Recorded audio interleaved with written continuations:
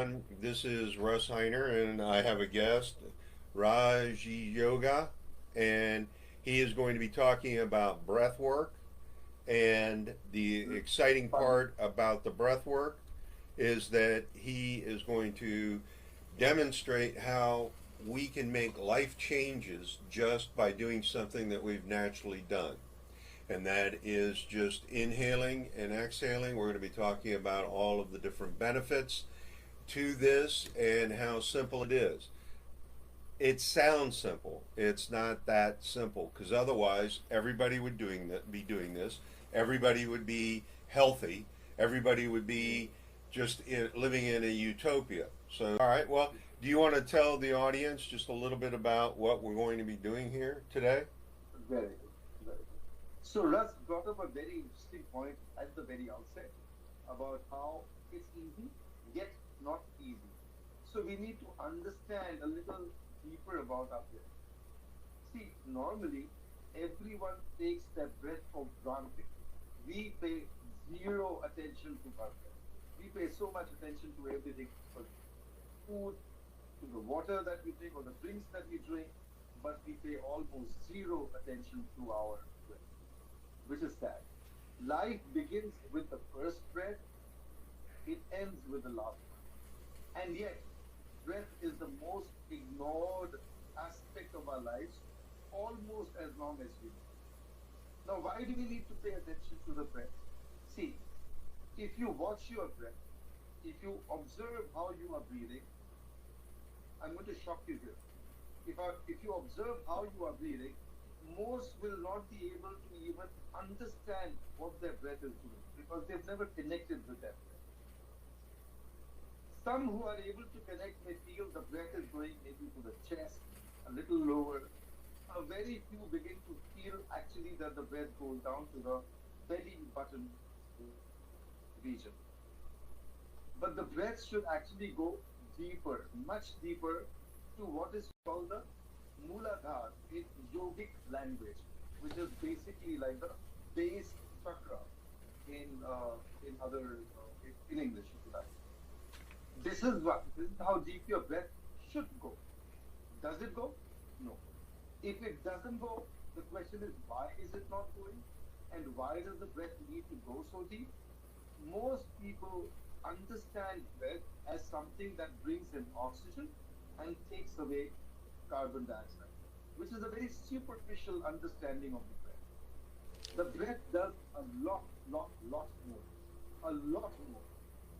Remember, the body is estimated to have something like 50 trillion cells, 50 followed by 12 zeros. 50 trillion cells, and certain estimates put the amount of charge or electrical charge in every cell at 0.07 volts, which is an electrical charge because the body is always communicating. Every single part of the body, every single moment of the day is communicating with the rest of the body, the brain, and so on and so forth. And that is how the body functions. If this communication doesn't happen well for any reason, then there is obviously going to be some difficulty with the body, with the being, and so on. The breath actually brings in this electrical energy and a lot of other energy.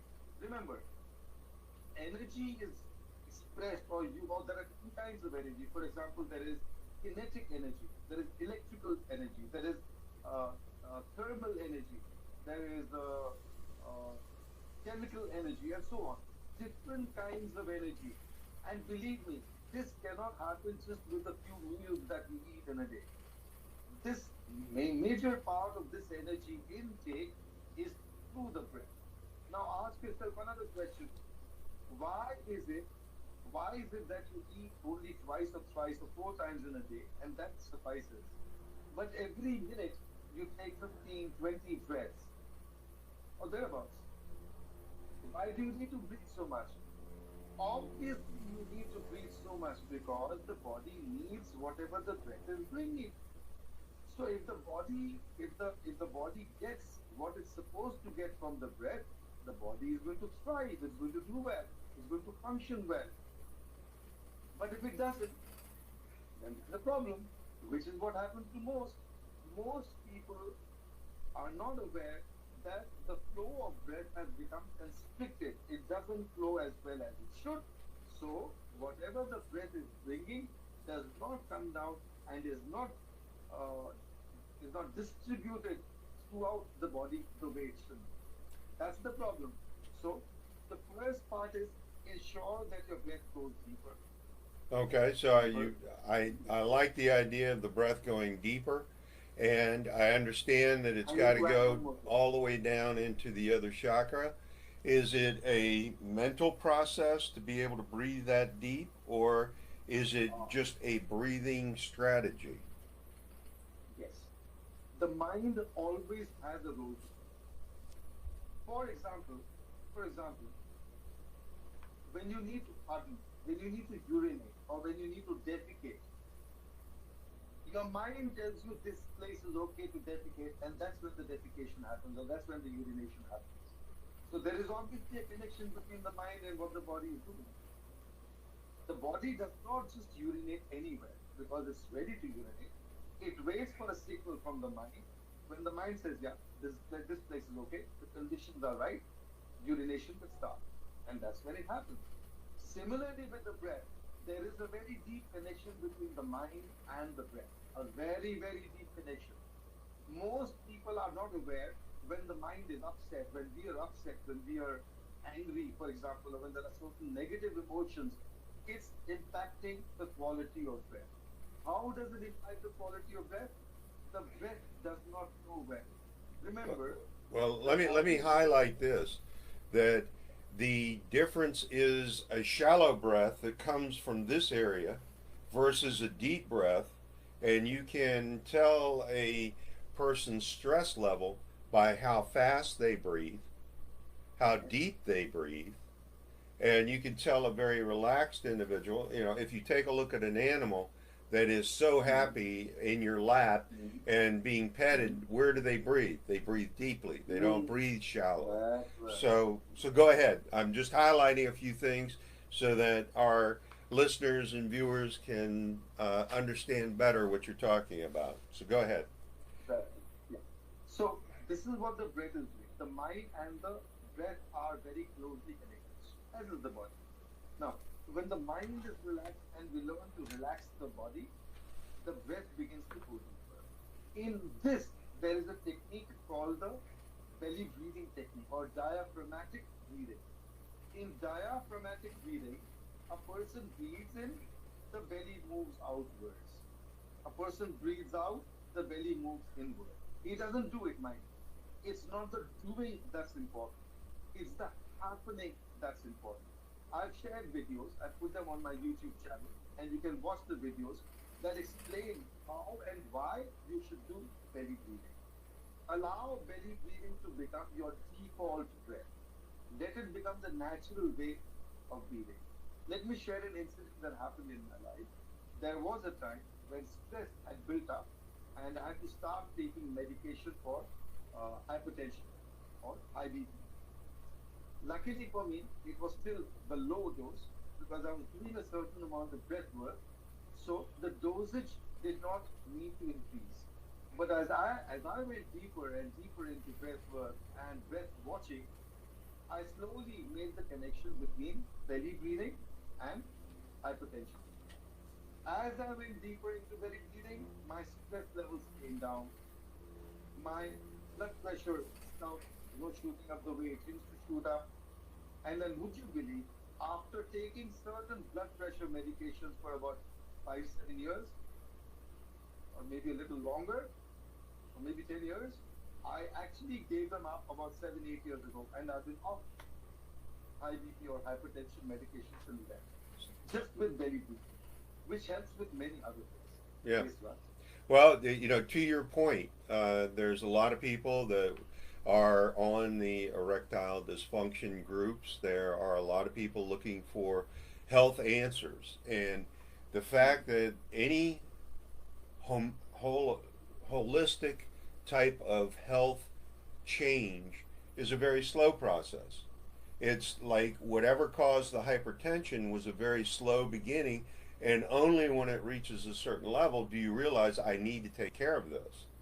In the breath work and the Reiki healing and other alternatives of rather than just taking a pill, doesn't happen instantly. You mentioned it, you were able to overcome over a number of years.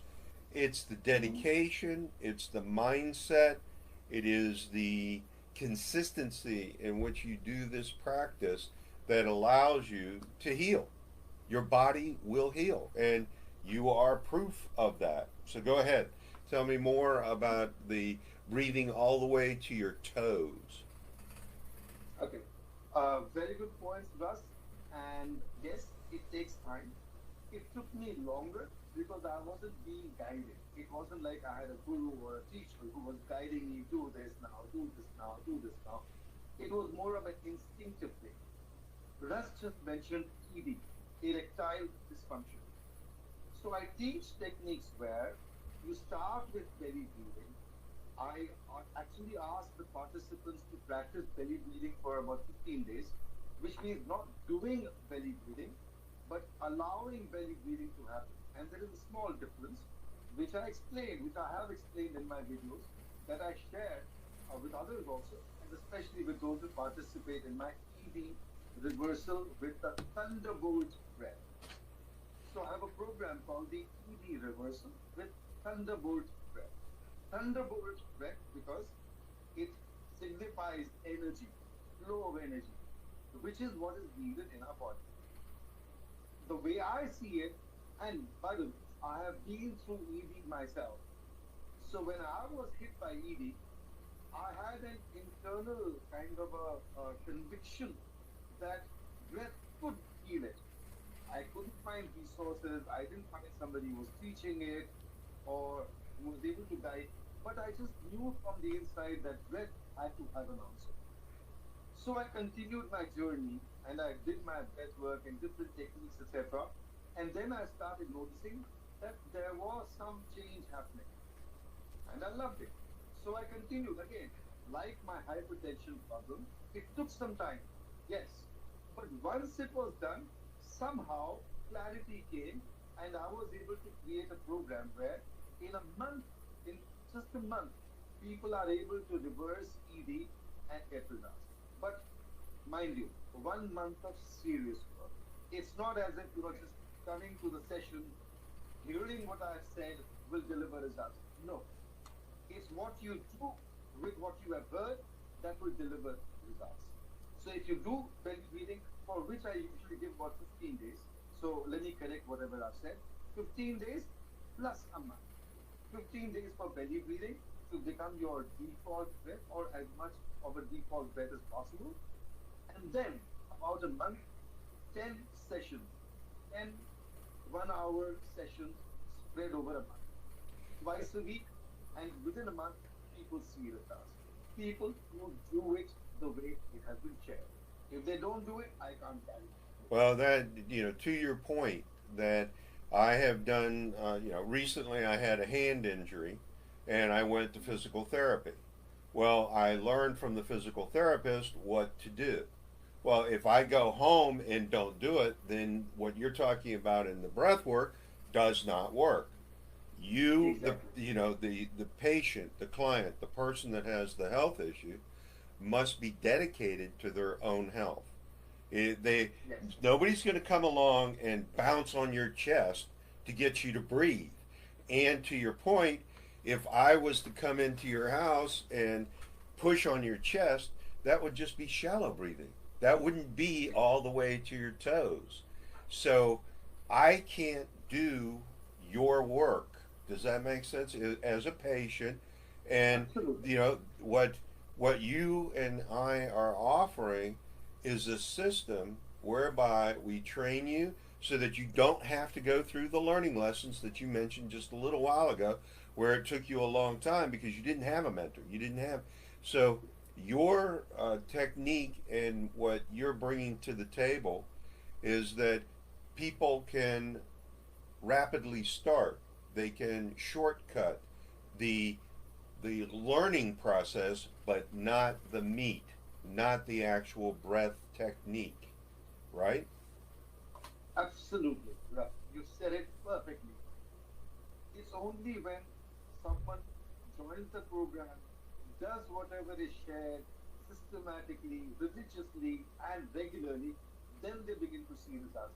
In fact, see, there are people who within 2 weeks they begin to see small changes. For example, actually, the small changes are not that small, they're quite big actually. For example, when ED happens, one the first thing that happens is one loses their morning erections. Gone.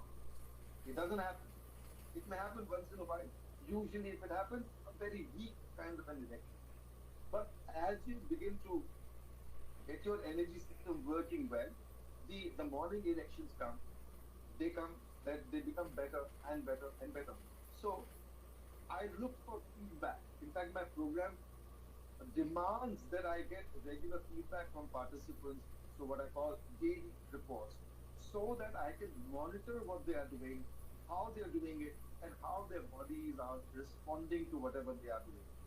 So when they are doing it and the bodies are responding to it, I will know.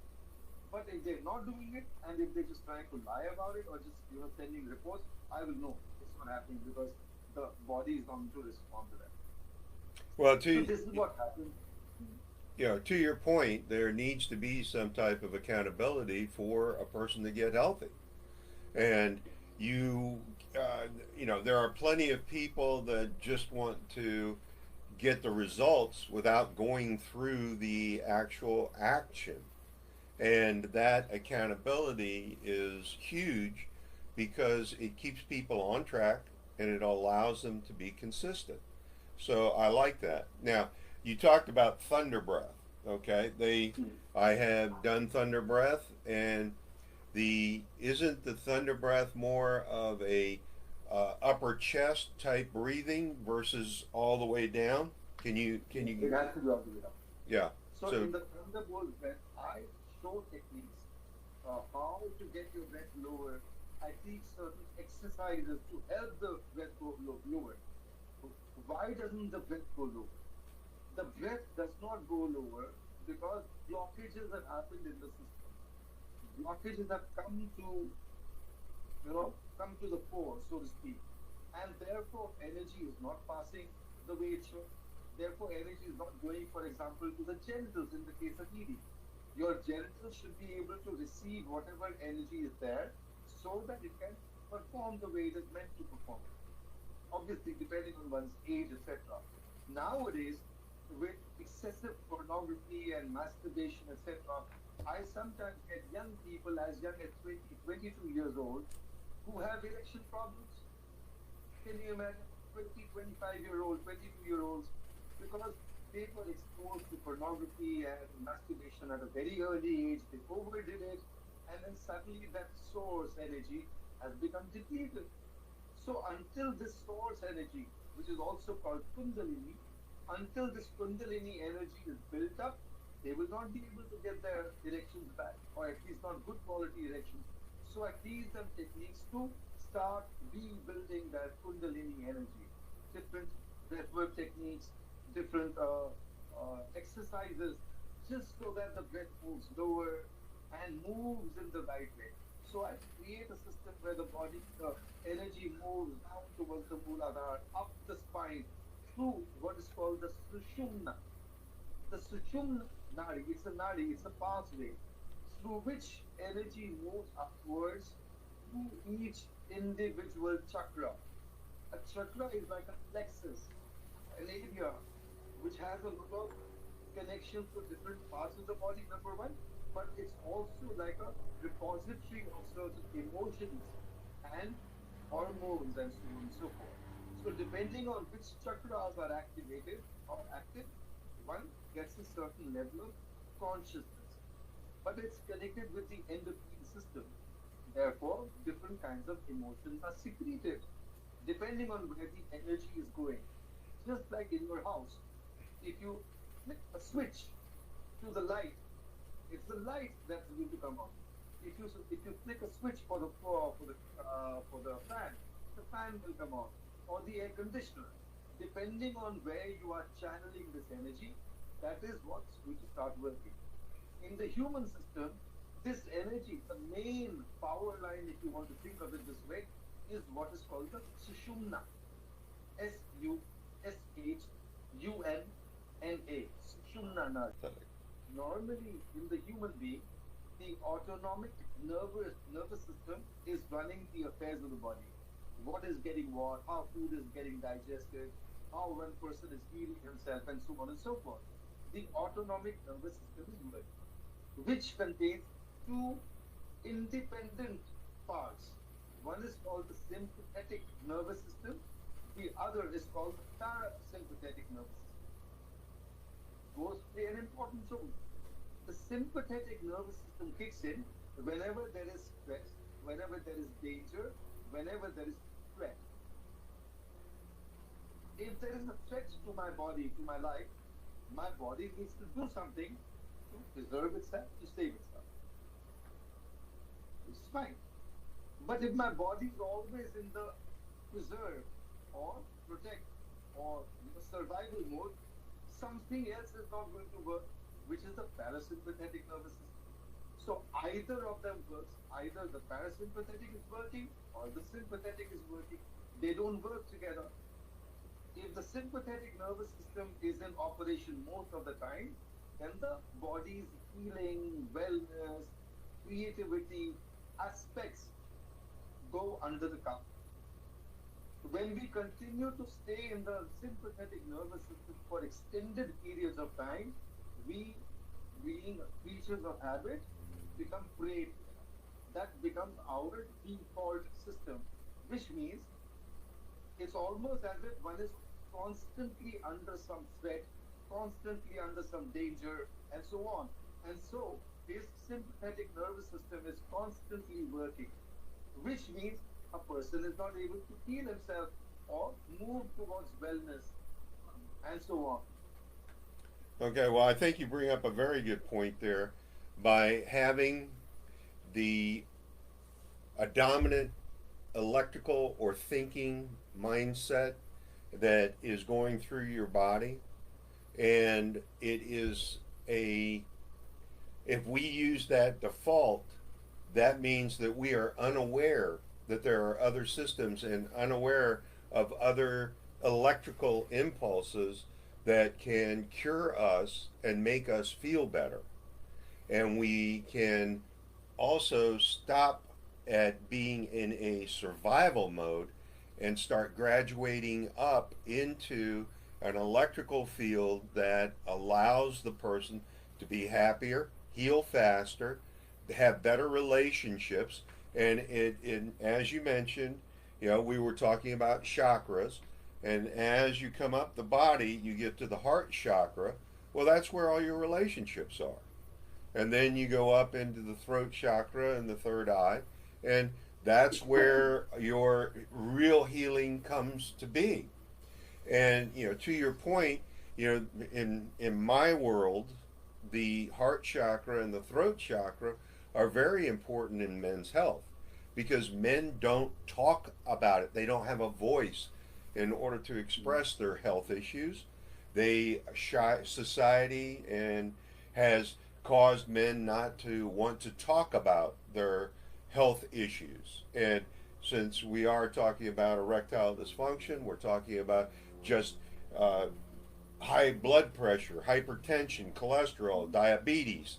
All of these disease states can be changed holistically by breathing, by using these simple techniques.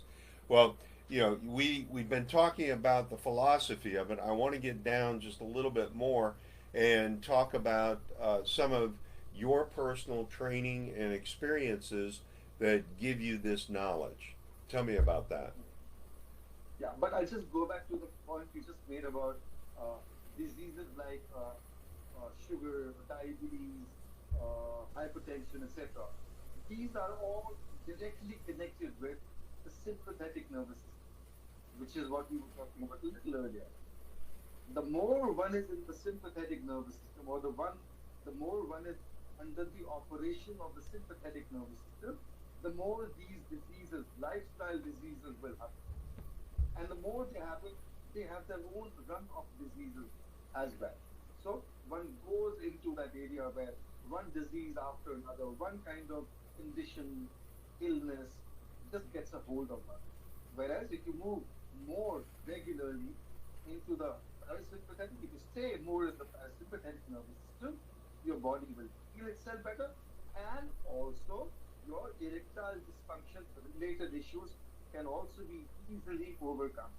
That is why we start with belly breathing. Well, In all my courses, you know, to your in point, all my courses, yeah. Go ahead. yeah, sorry, in all my courses, I start with belly breathing. I call that the foundation. If you're able to breathe, if you're able to do belly breathing, that means now you are stepping into the parasympathetic nervous system from which different kinds of healing modalities can happen just with the power of your breath. And so I actually created a website called the power of breath.in. Unfortunately, there's somebody else with a similar name, .com, but I have to use .in because breath has so much power. People do not understand. People don't understand anything about that. I just mentioned about breath going down towards the Muladhara or the base chakra. I'm going to shock you. There are actually more than three channels that take your breath all the way down to the Muladhara. Most people only use half a channel, say till the chest or thereabouts. They don't even believe the breath can go deeper. If they don't believe the breath can go deeper, their breath will not go deeper because the mind has created a blockage. And So first to and foremost, your point, that understanding just the simple process of overcoming your mental block allows the other blocks to go away. And when you talk about the breath being blocked as it goes down through your body, it's it's simple enough to remove the block.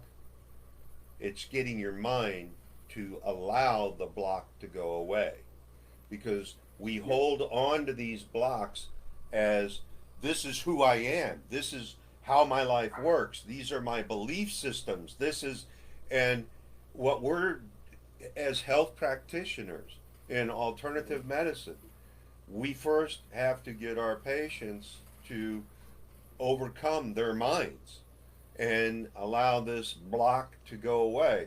I'm intrigued about the three different ways. Tell me more. very good. So the three different channels of breath. There are some people who are aware of what is called the microcosmic breathing, where you take your breath down towards the Muladhara, the base chakra, and then up from there, up along the spine. So it's So circular. I teach, so yeah, it's like a circular breath. So I teach techniques where you actually feel the movement simultaneously. One channel breath of breath going down towards the Muladhara, downwards, and one channel moving upwards, like in a lift well.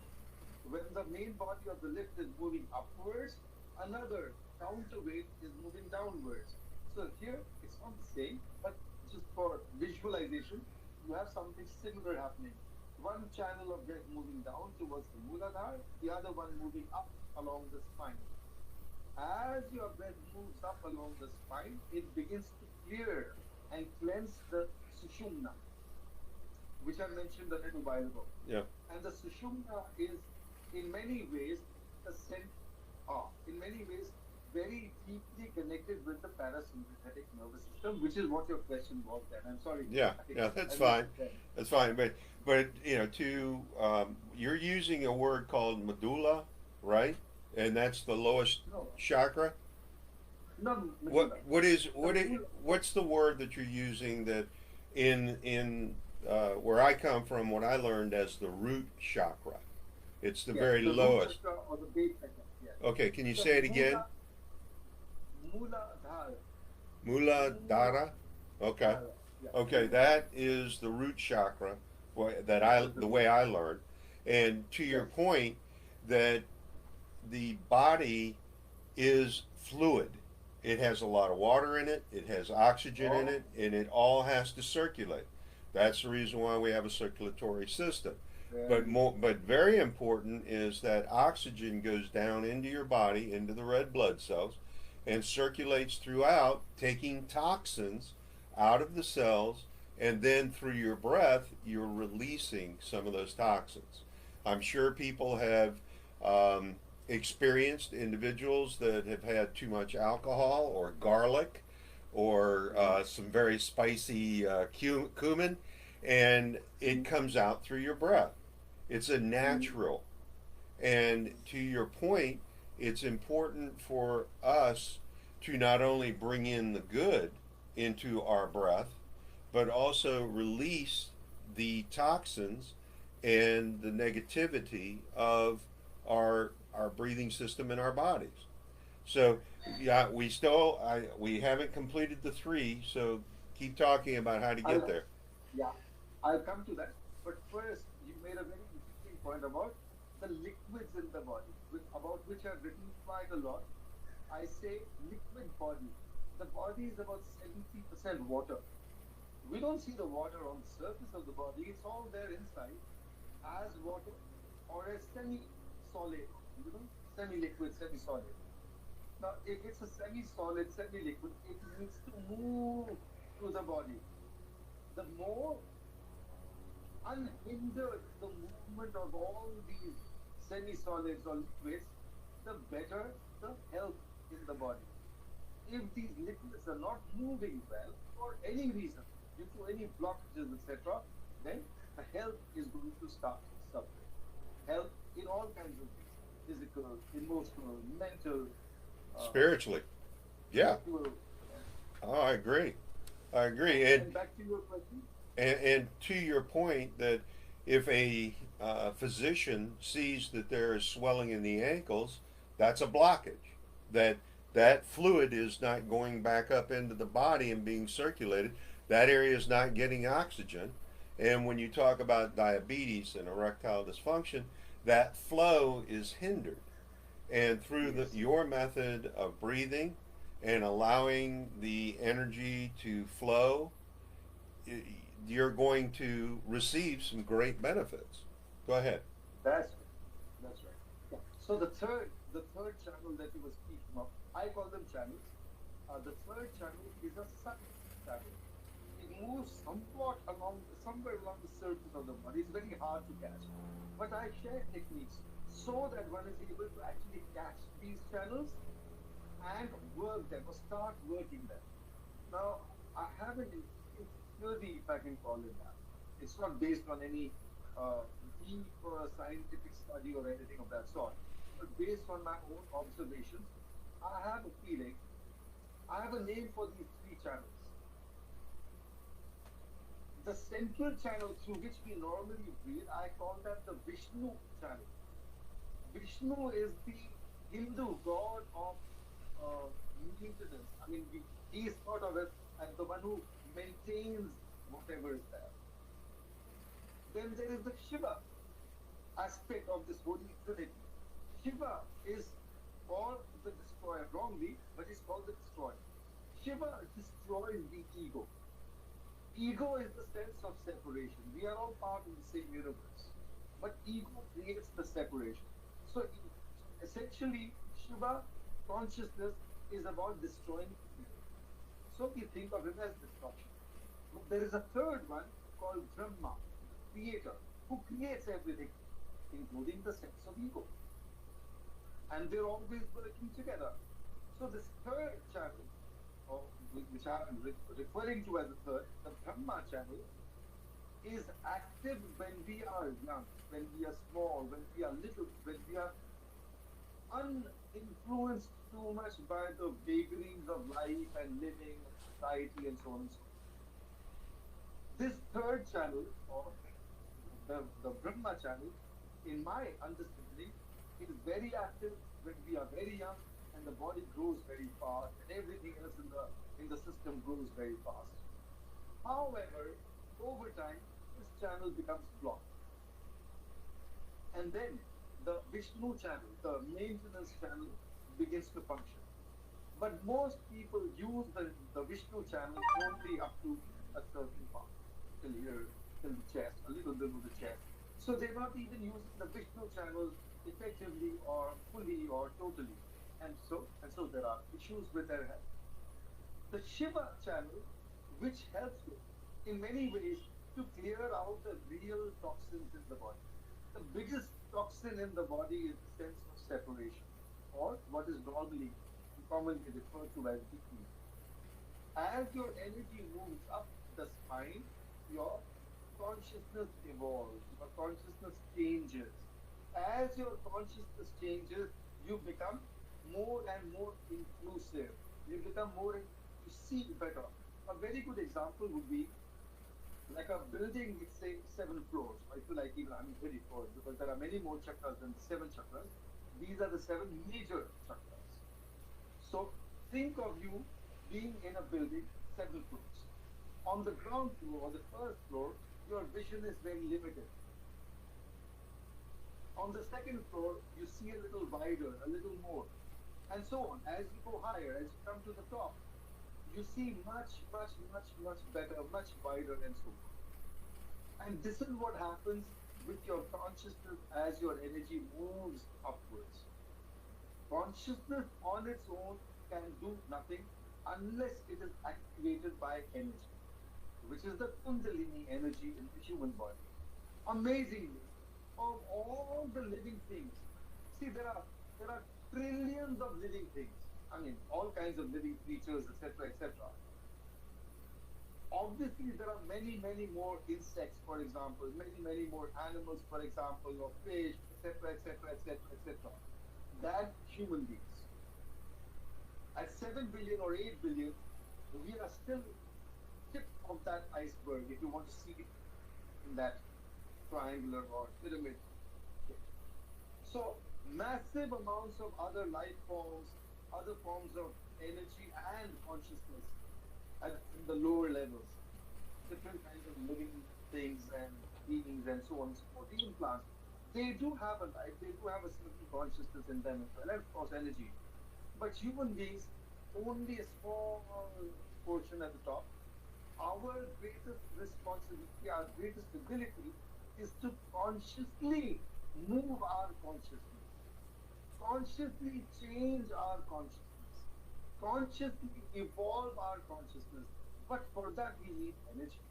I agree. So, another way that I relate to what you say is when we talk about the blocks, we are not aware that these blocks exist in our body that are preventing us from being healthy and happy spiritually, mentally, and physically.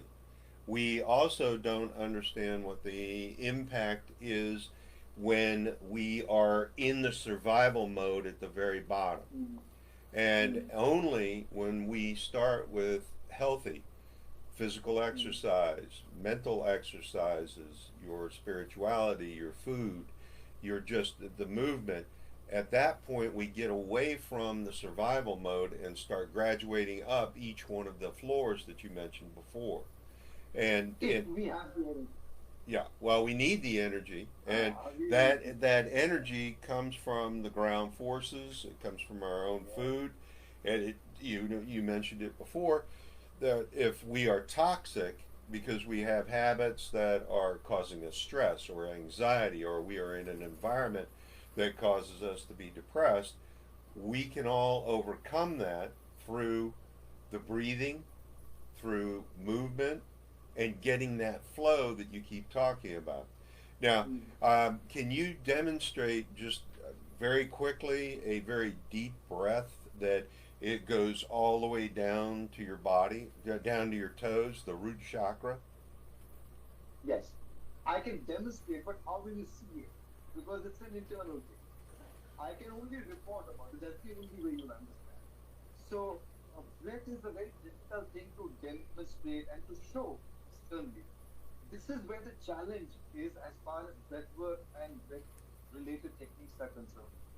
You can tell somebody about something, how to do, what to do, but you can't show it to them. That's the challenge. When we are not able to show it, unfortunately, see, I've often thought about creating certain models and creating certain equipment by which we can actually begin to demonstrate.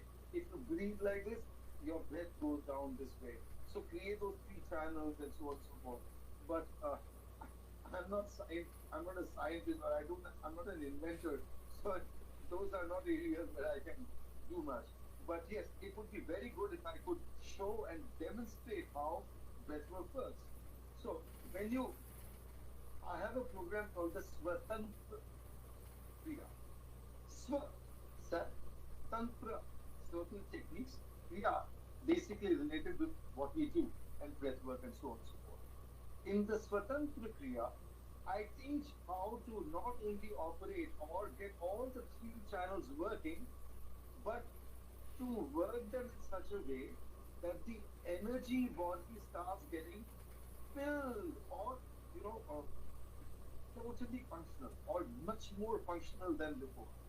See, in the yogic system, in yoga, we speak of five koshas, or five sheaths, or five bodies, if you want to think of it this way.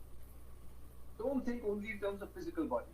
So in the five bodies, there is one which is called the annamay, or the physical body. Annamay because it's made of the food that we ingest. So this is the body, the physical body, that is created because of the food that is taken in, and this body, of course, is maintained. Then there is the pranamaya kosh, that is the energy body, which is made of the energy that flows inside us. So there is like an energy body that is functioning in our whole system. When it functions well, everything in the body also functions well. There is a third one called the manomaya kosh, which is to do with the mind and emotions. Most of the time, most of us are driven by what our mind chooses. And mind is obviously impacted by the senses and the emotions. So this is the manomaya kosh. That is how we use our body, our resources. That is how we channel our resources. So the manomaya kosh guides that. But it's only when you're able to transcend the physical body, the annamaya, and the manomaya, that you begin to touch the vijnanamaya kosh. The vijnanamaya kosh is your intelligence body, or intelligent body, or your knowledge body. When you touch the knowledge body, it's like knowledge of the universe begins to flow into you, through you. So you may have heard stories or incidents where certain musicians, for example, they would dream a score and then they would write it later, and it would be great music. Or certain inventors and scientists who would dream solutions to problems that they were working on, because they are accessing that intelligence body, or that knowledge body, and this information just starts coming into them. But to be able to access the intelligence body, or the know or knowledge body, the pranamaya kosh, the energy body, needs to start getting, it needs to start activating. As long as we are focused on the physical and the mental aspects of our being, we cannot activate or really dig into the knowledge body. You know, Once that happens, yes. To your point, that the different levels of the energy in your body, when we make the decision that we want to be healed, we are on the right road. And in the breath work, if I'm going to, be videotaping you and talking with you, I physically won't see you take your breath go all the way down to the root chakra. It will look like a very deep breath to me as an outsider. But that, what appearances have nothing to do with what you and I are talking about. It is the energy, it's the mindset that you can literally allow all of that energy to go down to your root chakra. And yes, in having that belief is a opening of that vessel. And to contrast it, if a person is afraid of the dark, they won't go into the dark.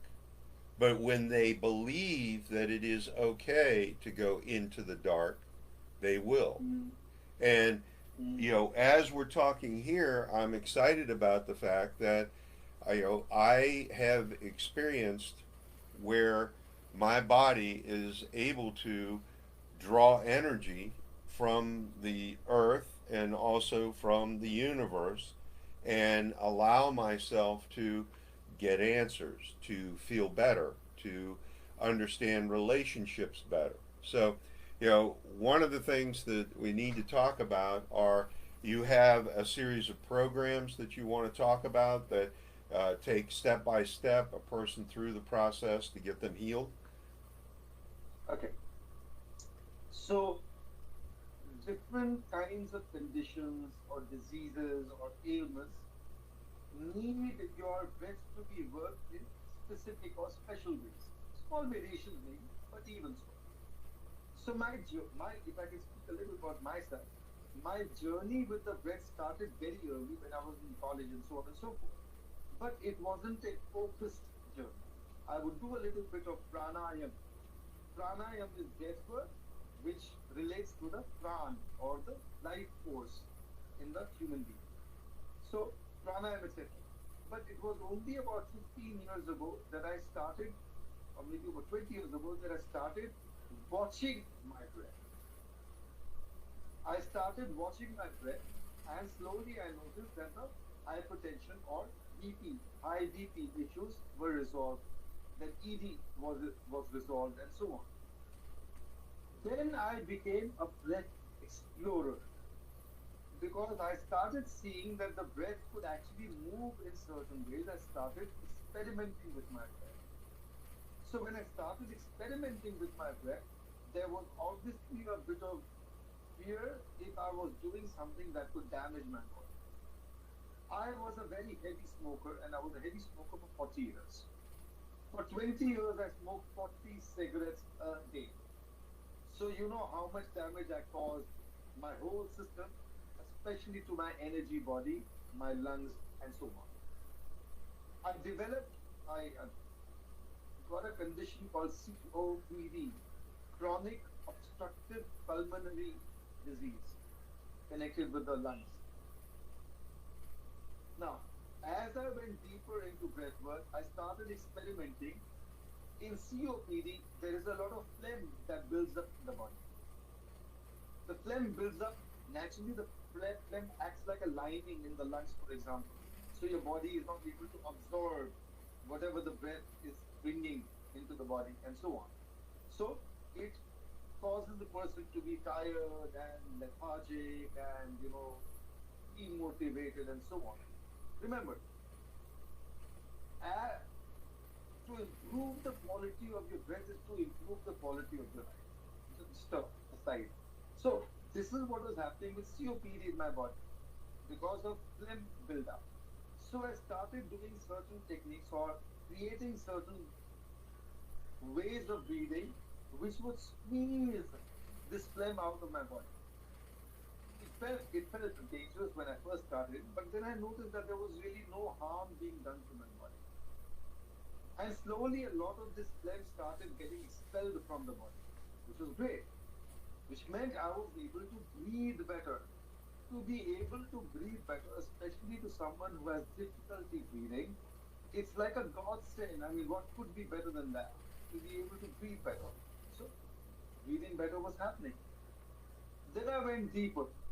Mind you, like I said, I became a breath explorer. So I started exploring different techniques, just watching my breath, moving my breath, exploring different areas, how my breath would move, and what it would do. It took a long time. Sometimes I would get a certain clarity. I would try something. I would not get results immediately. But if I persisted over time, I would notice certain benefits, certain changes, certain advantages, certain gifts from the breath.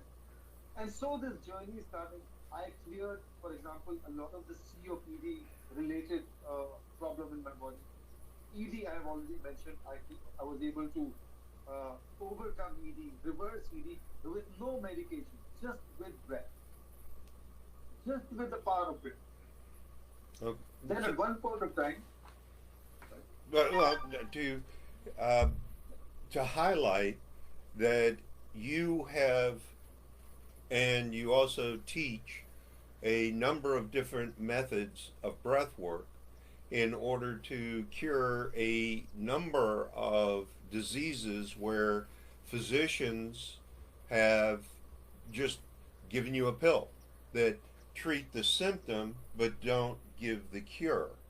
And what you and I are talking about is a holistic medicine, a holistic belief where it encompasses the whole body, where Yeah. the person takes responsibility because they are conscious of doing the next right thing for their body, for themselves, spiritually, emotionally, mentally, physically. And the Mm. other part of it is that they are consistent in their practice because they are dedicated to the one thing, and that's themselves, their personal health. You know, Yeah. you and I can lead people to the water, but we can't make them drink. And part of your program is that when they start going through your teaching, they start seeing results that allow them to be aware, more aware of their bodies and the changes that their bodies are going through.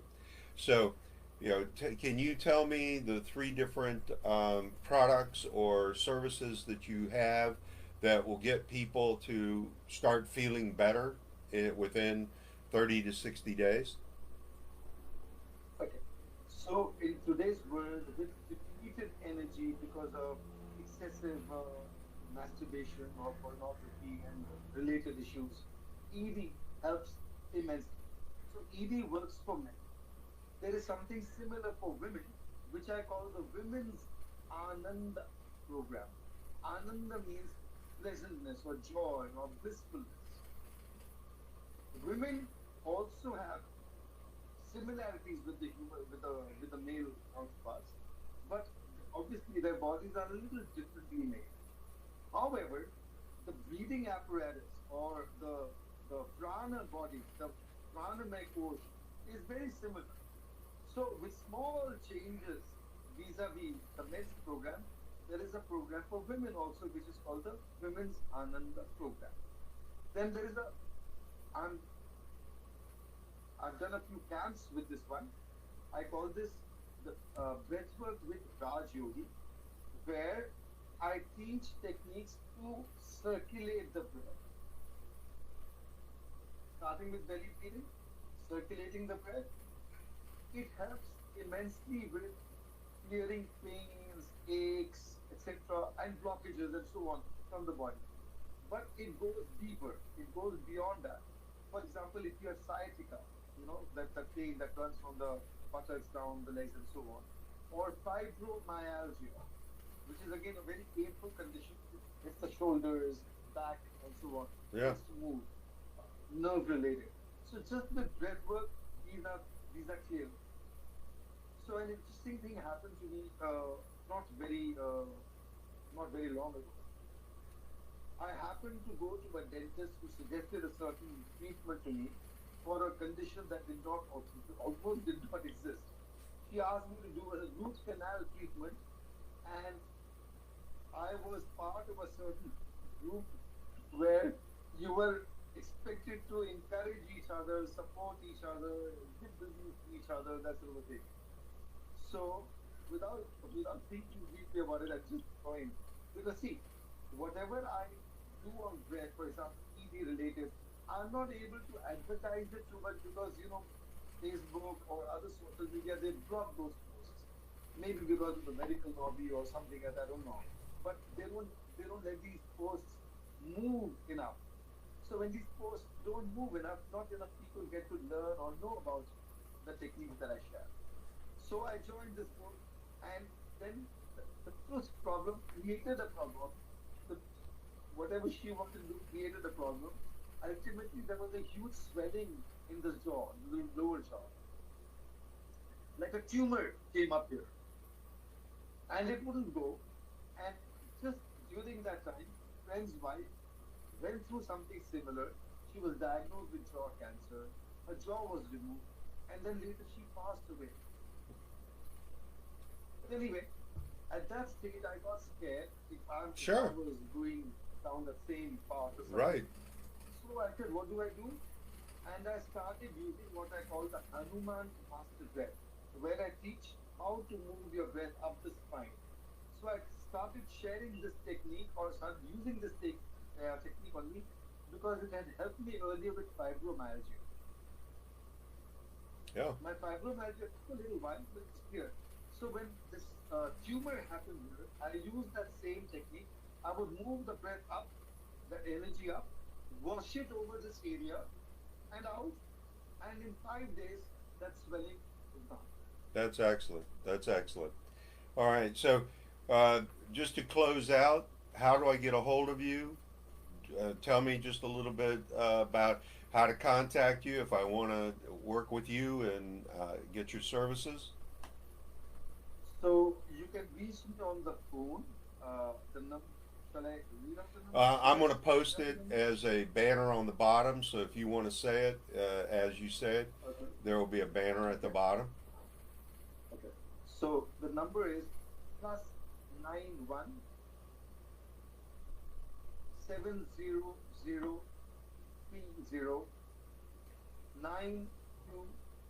9170309259.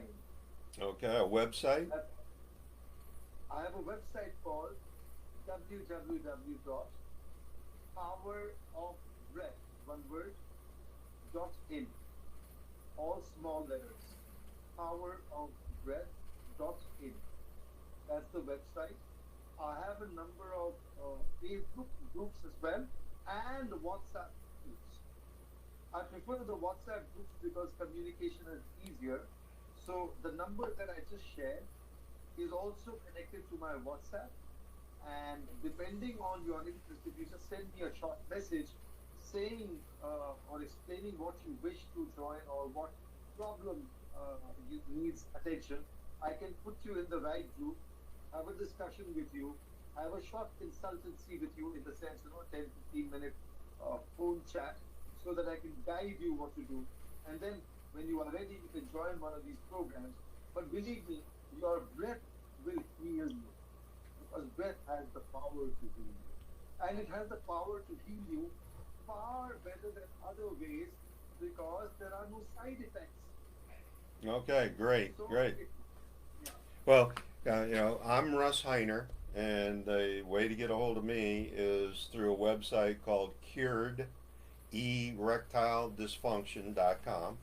and you can also go to Facebook. I'm at Mach1 uh, on the Facebook page, and we, both of us, are holistic healers that work with individuals who want to be healed. If you want band-aids or you want pills or you want something to happen fast, we're not the kind of individuals that do that. What we are individuals that can physically, mentally, and spiritually heal individuals that have a desire and want a different life.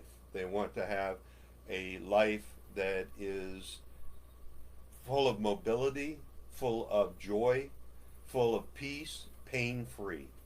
Is there anything else that you want to talk about, Raja? Okay. Yes, one more interesting thing, which I call the Hanuman stamina breath. Okay, make it Stamina. short. Yeah.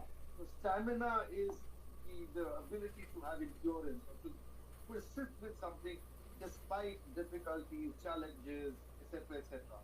So there is a technique where you use the Hanuman stamina breath not only to add to your stamina, but it also helps reduce phlegm issues in the body,